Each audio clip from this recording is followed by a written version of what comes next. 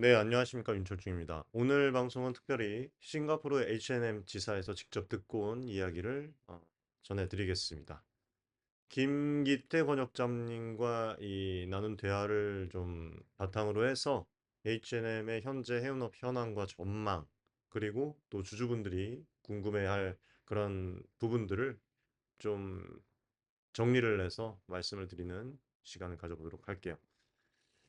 자, 싱가포르에서 만난 김기태 권역장님은 굉장히 보수적인 전망을 가지고 계셨습니다. 올 하반기 해운 업황에 대해서 특히 또 신중한 그런 시각을 강조하셨는데 지금 보면은 2분기 H&M 영업이익에 대해서 최근에 리포트들 보셨을지 모르겠어요. 증권사들이 뭐 약 한 4,600억 원 수준을 예상을 또 하고 있습니다.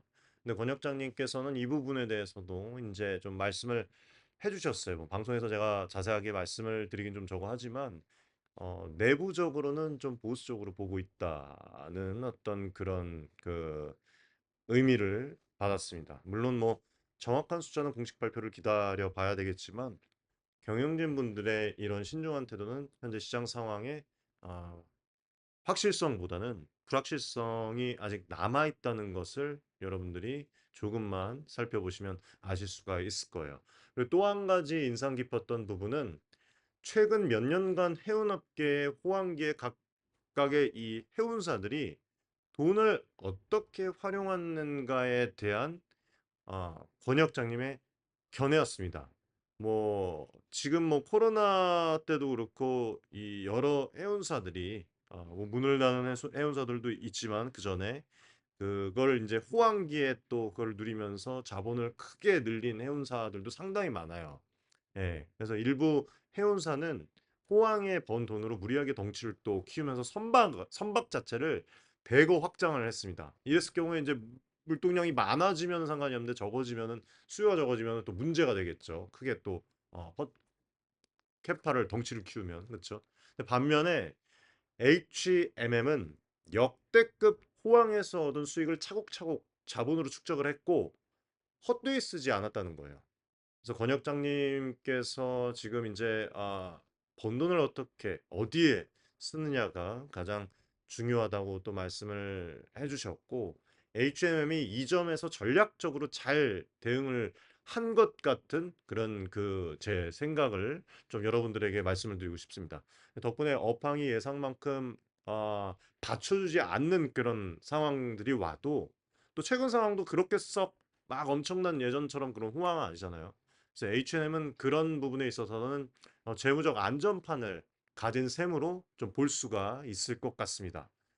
자, 그리고 이제 이 글로벌 해운 시장 현황을 빼놓을 수가 없는데 현재 지금 글로벌 해운 시장은 여러 변수가 뒤얽혀서 지금 높은 변동성을 보이고 있어요. 지정학적 리스크 대표적으로는 뭐 최근에 홍해 사태도 있었고 그다음에 지금 아직까지도 불확실성으로 남아 있는 우크라이나 러시아 전쟁 같은 분쟁들로 인해서 항로 운항의 불확실성이 지금 조금 커지고 있습니다. 그리고 관세 장난 트럼프의 장난으로밖에 표현이 안 되죠. 그리고 또 최근에 이제 뉴스가 나오긴 했는데 이건 좀 지켜봐야 될 것 같습니다. 그리고 글로벌 공급망 재편에 대한 움직임들이 이거에 따라서 같이 움직이고 있어요.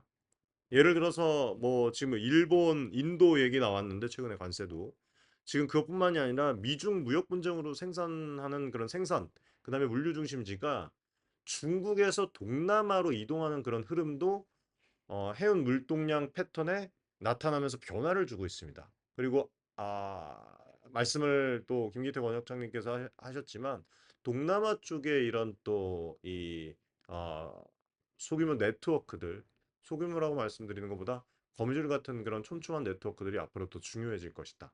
여기에 또 조금 더 딥하게 생각해 보면 IMO 환경 규제 강화로 해서 이제 선사들이 조금 더 이제 시간이 지나 보면은 친환경 설비 투자를 늘려야 하는 그런 어떤 그 부분들이 올 거예요.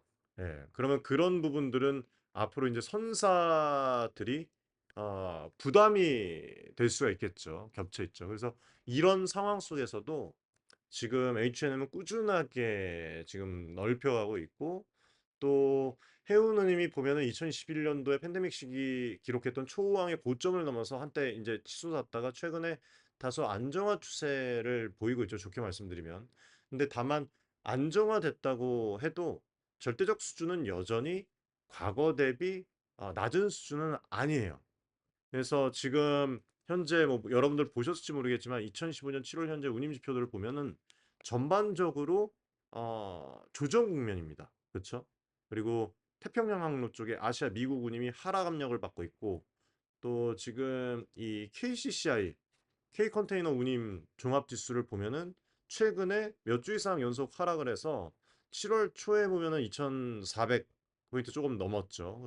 그렇게 또 기록을 했는데 그게 그 전주보다 5%또 내린 수치. 상하이 컨테이너 운임 수치도 마찬가지입니다. 3주 이상, 4주 이상 뭐 이렇게 연속 하락세를 보이면서 7월 초에 이게 정상은 아니죠. 지금 1760 포인트까지 떨어졌어요. 운임 하락을 이렇게 주도한 것이 바로 미국 항로. 그다음에 상하이발 북미 서한 운임은 무려 또 18%에서 20% 가까이 급락을 했고 북미 동안도 10% 이상 내려가면서 전체 지수 자체를 내려 꼽았습니다. 예. 그리고 또 내려간 이유 중에 하나가 제가 좀 조금 전에 말씀드렸던 거. 수요 대비 선봉량이 너무 많아요. 실제로 지금 7월에 북미 선봉량이 팬데믹 이후에 역대 최대치입니다. 157만 TU라고 합니다. 공급 과잉이 운임의 하방 압력으로 지금 작용을 하고 있습니다. 특히 미 서한항 주간 선봉량이 전달보다 10% 이상 늘어나면서 운임이 눌리는 모습이죠. 한편 또 아시아 유럽 항로는 상황이 조금 다릅니다. 홍해 지역 불안 등으로 인해서 일부 선사들이 수에즈 운하 대신에 남아프리카 희망봉 우회를 택하면서 유럽행 항로는 오히려 선박 공급이 줄어서 운임 하락을 조금은 방어하고 있어요. 그리고 실제로 프랑스의 CMA 이 CGM 같은 일부 선사를 제외를 하면은 대부분 지금 뭐 이 대형 뭐 머스크도 그렇고 이 선사들이 최근에 수에즈 운하 통행을 꺼리는 분위기라고 또 얘기를 합니다. 그래서 수에즈 운하의 통항 차질이 또 장기화가 되면 유럽 노선 운임은 당분간 또 견조하겠지만 앞으로 보면 될 것 같아요. 뭐 권역장님과 이게 대화를 통해서 뭐 저도 이제 의견을 드리고 권역장님도 말씀을 하셨지만 아 1년 안에 아, 혹은 더 나아간다면 뭐 한 2년 안에는 정상화되지 않겠느냐라는 그 개인적인 전망도 또 말씀을 또 나눴습니다. 그래서 만약에 이제 내년쯤에 수혜주 경로가 완전히 또 정상화가 된다면 한때 또 우회로로 빠졌던 이런 선박들이 복귀를 하면서 유럽 항로에 운임 조정 압력이 또 생길 수가 있는 부분이거든요. 네, 그런 부분들을 투자를 좀 이어가면서 뭐 여러 가지 이제 뭐 제가 목표가도 앞전 방송에서 말씀을 드렸고 또 보수적인 그런 부분들 이제 이 기술적인 분석도 말씀을 드렸지만 보면 될 것 같고요. 계속 모니터링을 해서 여러분들께 아주 특별한 그런 정보를 계속 이어 드릴 겁니다. 그리고 지금 H&M의 강점을 몇 개를 좀 말씀을 다시 한번 좀 드릴게요. H&M이 세계 유수 선사들과 지금 더 얼라이언스를 맺고 협력 중에 있고 이거를 통해서 지금 아시아, 유럽, 아시아 북미 주요 항로에서 지금 서비스 커버리지를 넓히고 시장 점유율을 확대를 해왔습니다. 그래서 이 말이 뭐냐면 탄탄한 어떤 글로벌 그 네트워크, 그렇죠? 그리고 어떤 뭐 동맹 시너지라고 또 얘기를 드릴 수가 있을 것 같아요. 그렇게 그런 부분들이 H&M 큰 강점이고 지금 H&M 뭐 아실지 모르겠지만 앞전에도 말씀을 드렸지만 최근에 유럽 관문인 스페인 아레시라스 항만 터미널에 약 한화로 2,400억 원을 투자를 해서 터미널 연간 처리 능력을 현재 160만 TU에서 2028년까지 210만 TU로 증강을 하기로 했습니다. 그래서 프랑스 CMA CGM과 공동으로 진행하는 이번 투자가 유럽 항로 서비스 강화 차원으로 보시면 될 것 같고 H&M의 글로벌 거점 역량을 한층 더 앞으로 이제 더 높여줄 그런 플랜이라고 보시면 돼요. 그리고 이제 또 보면 역대급 실적과 재무 건전성 그리고 현금 유지력을 또 볼 수가 있는데 재무적 강점이죠.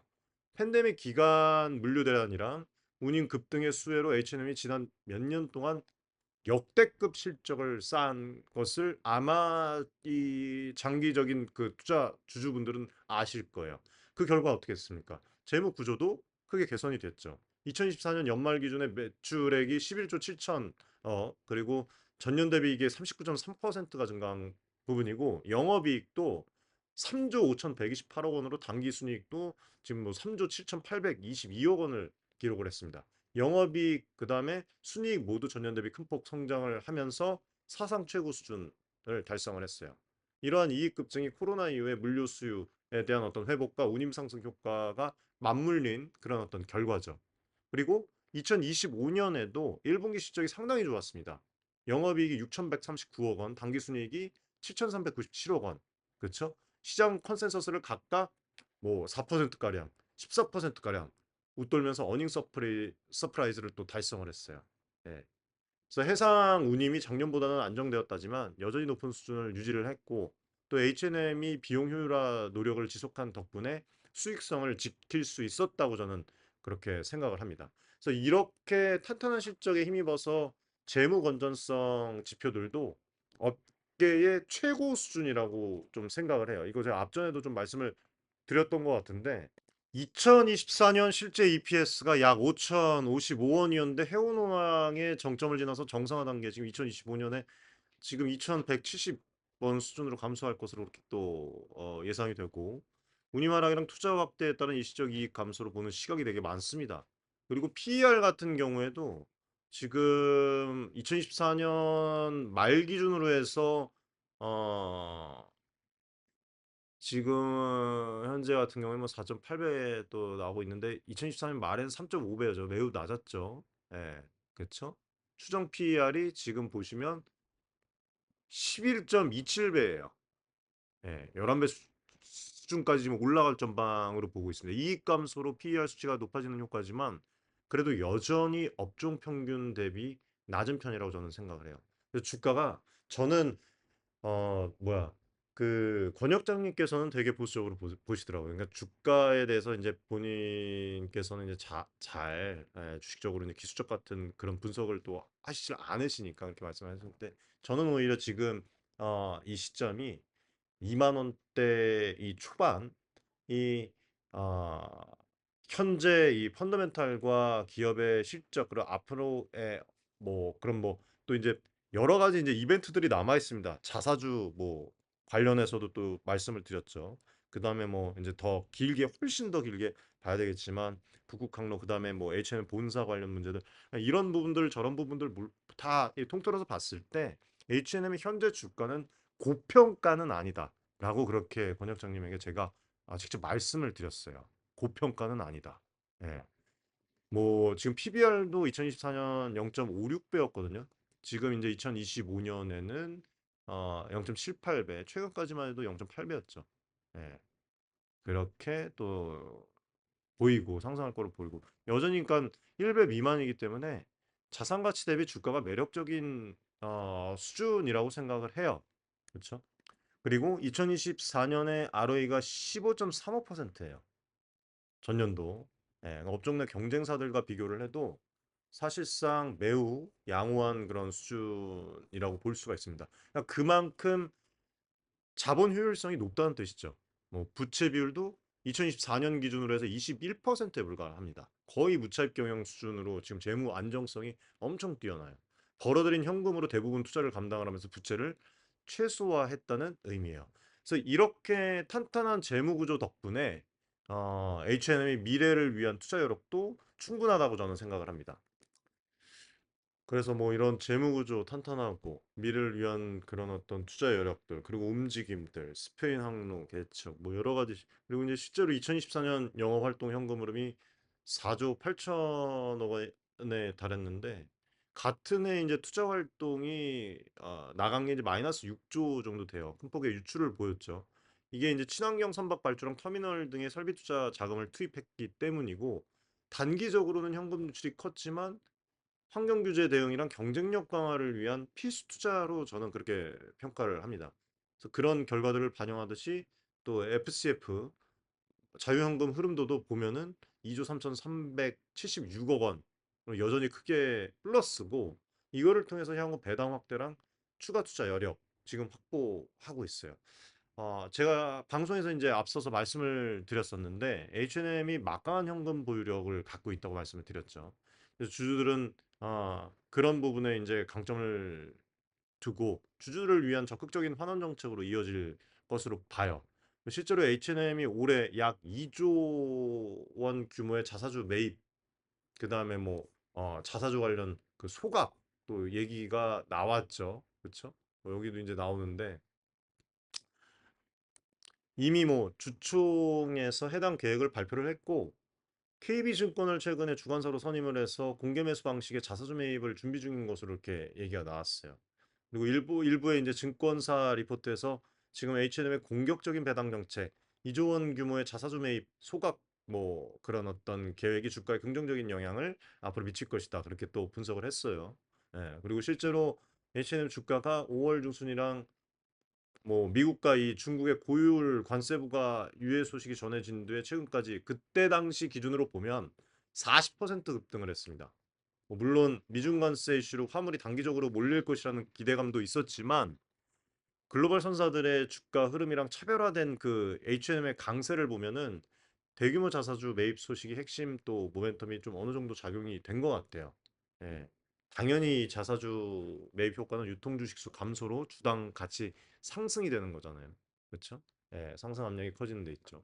그래서 뭐 이번 이 자사주 매입이 주주비례 배정 공개 매수 형태로 진행될 그 가능성이 높은데 산업은행이랑 뭐 한국해양진흥공사 등의 이 주요 주주들도 일부 물량을 응할 것으로 이렇게 보여요.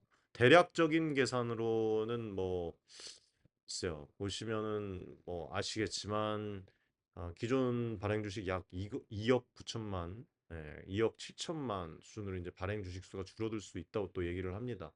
만약에 이제 공공지분의 매도가 예상보다 적다면 시장 유동 그 물동량은 더 줄어들겠죠. 그래서 이렇게 좀 수급 측면의 개선이 이루어지면 뭐 제 생각이에요, 이거는. 예. 그래서 이 부분도 제가 말씀을 좀 드렸었어요. 원장님과 미팅에서. 설령 단기 실적이 소폭 조금 둔화가 되더라도 주가가 크게 흔들리지 않고 안정적인 흐름을 이어갈 가능성이 높다고 생각을 합니다. 예. 왜냐면 실제로 영업이익이 다소 줄어들어도 자사주 소각으로 주당 가치가 방어가 되고 또 여전히 저평가 매력이 부각된다는 그런 어떤 평가가 되게 많아요. 저도 말씀을 드렸지만, 저 역시도 이제 뭐 김기태 권혁장님과의 대화를 통해서 또 그 H&M 경영진 분들의 주주가치 제고에 상당한 의지를 갖고 있다는 그런 또 인상을 또 받았던 부분이 있고 주주 환원에 적극적인 기업은 시장의 신뢰를 얻을 수밖에 없어요. 그리고 지금까지도 계속 그런 능력을 보여왔고 큰 호황기를 허투루 쓰지 않고 헛되이 쓰지 않고 잘 축적을 해서 갖고 왔죠. 앞으로 좀 호황기까지 또 한 번 버틴다면 미래를 향한 준비를 그렇게 한다면 더 큰 뭐라고 말씀드렸느냐. 그러니까 H&M이 현재 실적 호조에 안주하지 않고요. 미래 대비 어떤 그 투자, 예, 사업 다각화에도 박차를 가하고 있습니다. 가장 뭐 눈에 띄는 게 동남아시아 쪽 그런 또 포진 그리고 친환경 선대로의 전환. 최근에 뭐 H&M이 설령 그 17년이 넘은 노후 유조선 뭐 두 척 오리엔탈 다이아몬드랑 오리엔탈 골드를 매각을 했다는 그 뉴스 아마 보셨을 겁니다. 한 척당 1,500만 달러, 240억 원 수준의 비교적 저렴한 가격에 팔았는데 이게 올해 초에 시장 매물로 내려 놓았을 때 기대했던 가격 2천만 달러보다는 훨씬 더 낮은 금액이라고 해요.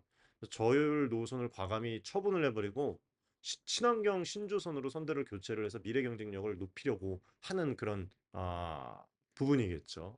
그렇죠? 최근 그 뉴스에도 보면은 이 뭐 오렌지 한국 운송 독주라는 그 얘기가 나왔고 시장 점유율 37%예요. 컨테이너 고부가 가치 화물 유치죠.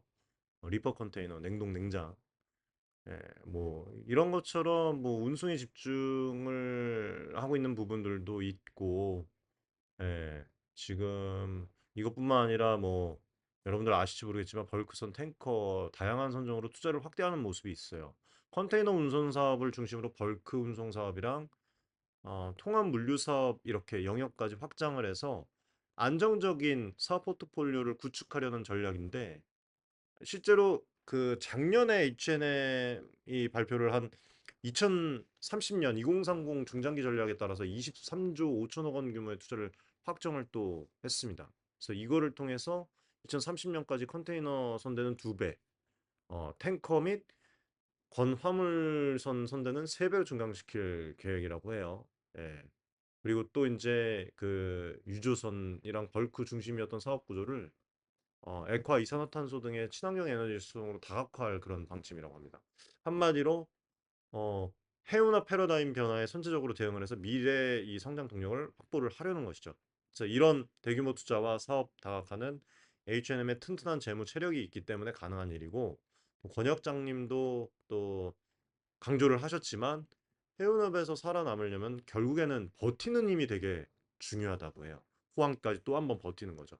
호황기에 번 돈을 미래를 대비하는 데 투입한 그 H&M처럼 체력을 비축한 그런 기업이 장기적으로 우위를 점할 수 있다는 의미로 저는 들었습니다. 그리고 싱가포르 현지에서 이 특히 또 흥미로웠던 주제가 아까 말씀드렸다시피 동남아 해운 시장의 그 급부상이었어요. 김기태 권역장님이 이 동남아가 이제는 이제 더 이상 중국의 보조적인 어떤 그 역할이 아니다. 예.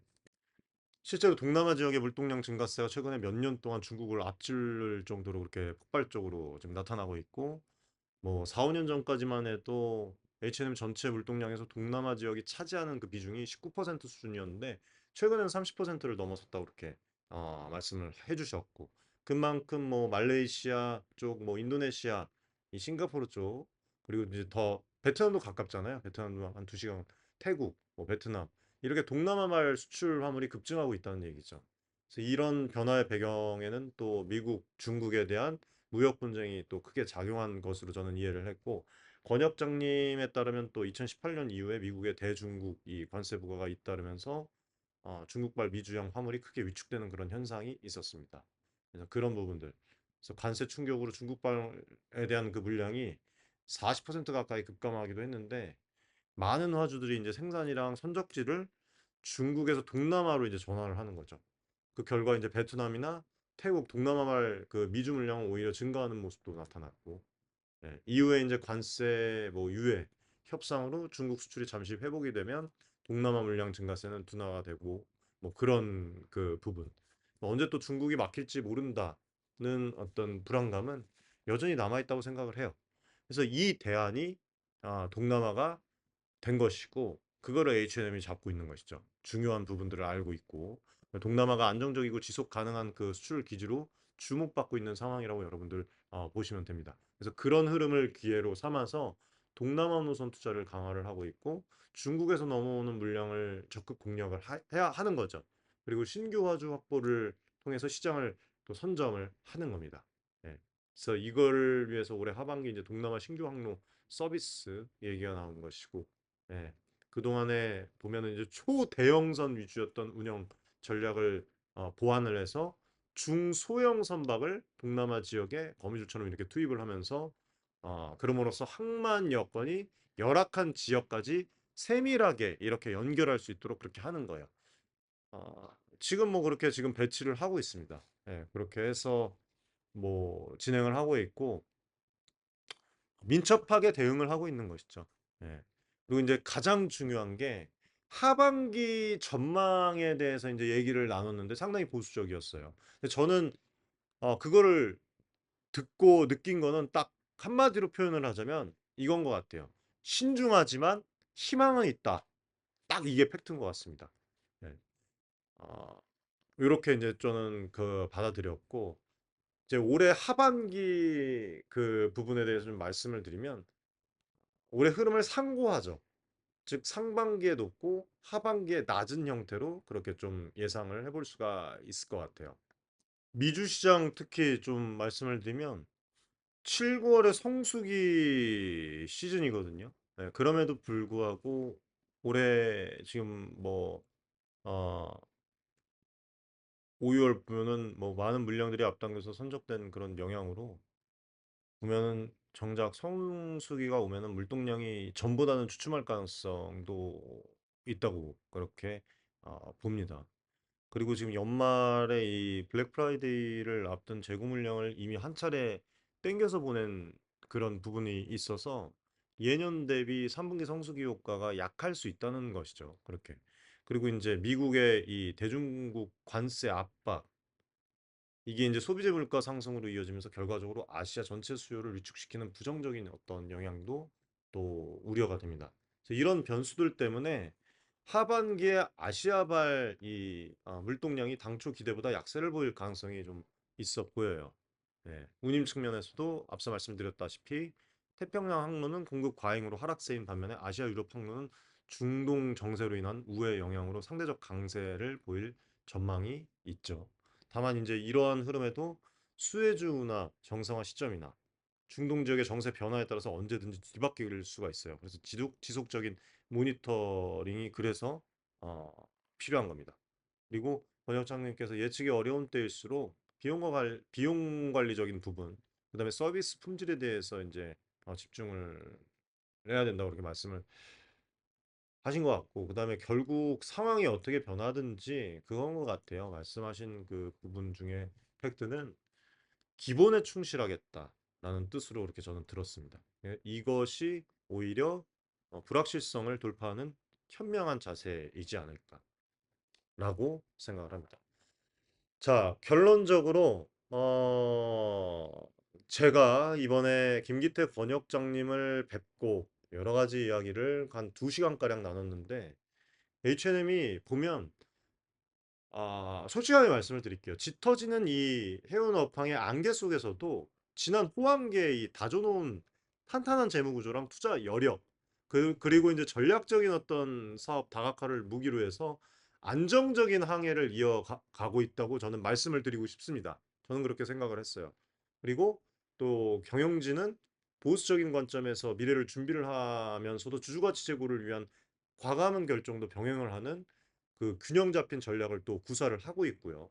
그리고 실제로 뭐 재무 상태도 탄탄하고 주주 환원 정책도 적극적이죠. 그런 만큼 시장에서 H&M을 바라보는 시선이 앞으로 제 개인적인 생각인데 많이 긍정적으로 바뀔 것 같습니다. 예. 주가가 뭐 단기간에 이 섣불리 말씀을 드릴 수는 없겠지만 아, 뭐 급등을 이미 했어요. 급등을 하긴 했지만 여전히 아직 멀었다고 봅니다. 저는. PBR 1배 이하인 등 이런 어떤 저평가 요소들도 남아 있고 자사주 관련 이슈도 남아 있고 그다음에 실적도 계속 마이너스가 아니잖아요. 향후 업황에 대한 어떤 또 호황이 또 올 수가 있어요. 회복 시에는 추가적인 재평가 여지도 충분해 보입니다. 결론적으로 지금 2만 원대 초반의 이 주가가 크게 거품은 아니다라고 좀 말씀을 드리고 싶습니다. 그래서 오늘 이렇게 싱가포르 현지에서 방송을 하면서 여러분들에게 또 주요 정보들, 특별한 정보들을 김기태 권역장님과 이렇게 대화를 2시간가량 나눈 그 대화를 좀 압축을 해서 여러분들에게 또 드리고 싶은 말들 되게 많은데 다음에 또 정리를 해서 말씀을 드리겠습니다. 그래서 H&M의 뭐 현재와 미래를 이렇게 좀 살펴본 것 같아요. 예.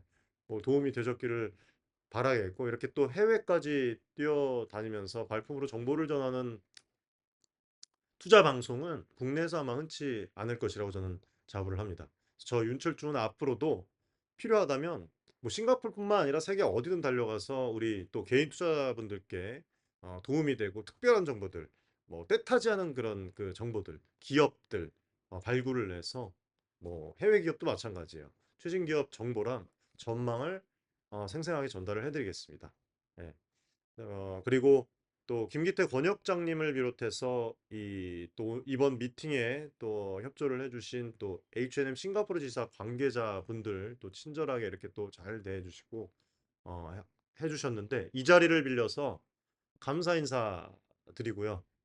혹시 또 이 방송을 보고 계실 H&M 임직원 여러분들께서도 향후에 잘 부탁드린다는 말씀을 전해드리고 싶습니다. 마지막으로 시청자 여러분의 참여를 좀 이번에는 부탁드리고 싶어요.